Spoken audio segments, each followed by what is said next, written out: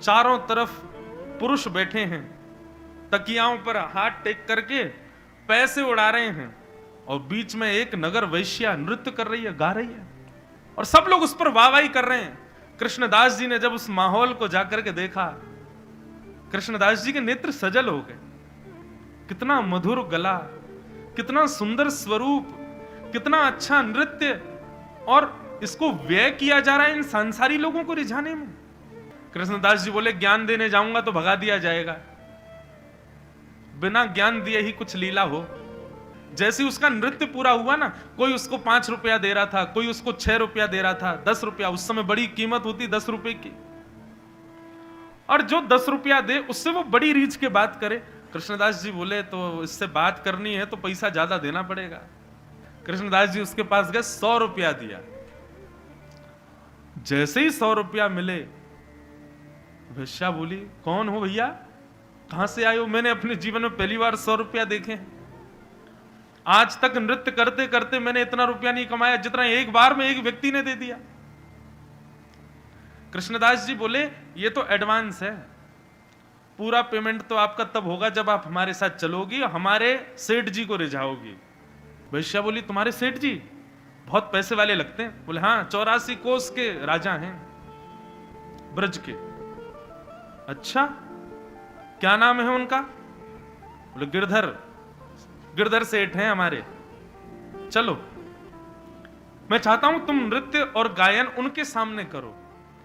ये तो केवल एक दास के द्वारा दी गई भेंट है, मेरे सेठ तो ऐसी भेंट देंगे तुमको कि जीवन भर तुम्हारा नाचना गाना इन लोगों के सामने होगा ही नहीं।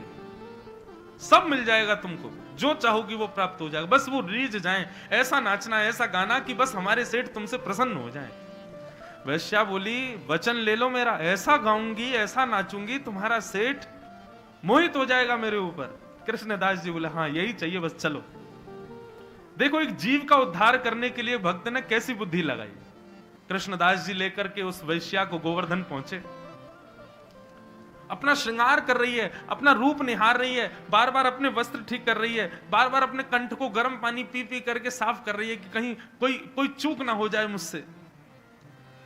इतनी तत्परता ही तो चाहिए भक्ति में।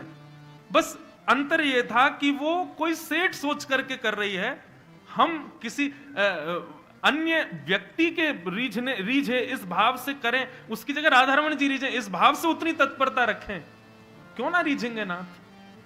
परम सुंदर श्रृंगार करके, सुंदर वस्त्र धारण करके, आभूषण पहन करके पहुंच गई श्रीनाथ जी के सन्मुख। पर्दा लगा हुआ था, राजभोग पा रहे थे ठाकुर जी। वैश्या ने कहा, कहां है तुम्हारे सेठ जी? बोले, अभी प्रसाद पा रहे हैं, खड़ी रहो बस, तुम देखना, अभी सामने ही बैठे मिलेंगे तुमको। कृष्णदास जी दूर खड़े हो गए। जैसे ही गुसाई जी ने आकर के कपाट खोले हैं, पर्दा खोला, इतने में ही एक भुजा ऊपर, दूसरी भुजा कमर पर, तिरछे नेत्र श्री त्रिभंग लली गिरधर गोपाल श्रीनाथ प्रभु का जैसे ही दर्शन किया, वैश्या ने स्तब्ध हो गई, सुध-बुध खो गई, अपनी स्वर भूल गई, स्वरूप भूल गई, अपने तन की सुध नहीं उसको ठाकुर जी को देखते। आंखें लाल पड़ गई, नेत्रों से अश्रुबिंद गिरने लगे। आज उसको अपने जीवन का सार समझ आया। मैंने अपने गायन से, मैंने अपने यौवन से, मैंने अपने रूप से केवल संसार को प्रसन्न करने का भाव रखा, और आज जहां मैंने कोई भक्ति तक नहीं की, आज मुझे ठाकुर जी ने बुला लिया अपने सन्मुख। कृष्णदास जी की ओर देखा, कृष्णदास जी भी रुदन कर रहे थे, मानो इशारों में कृष्णदास ने कहा, अब कर अपनी कला की प्रस्तुति, असली रिजवार तो अब तेरे सामने खड़ा है, इनके सामने प्रस्तुत कर अपनी योग्यताओं को। वैश्या ने ऐसा नृत्य किया, ऐसा नृत्य किया। कृष्णदास जी उसके नृत्य को देख रहे थे, उन्होंने वो नृत्य भी देखा था जो लोगों के सामने था, और अब का नृत्य भी देख रहे थे।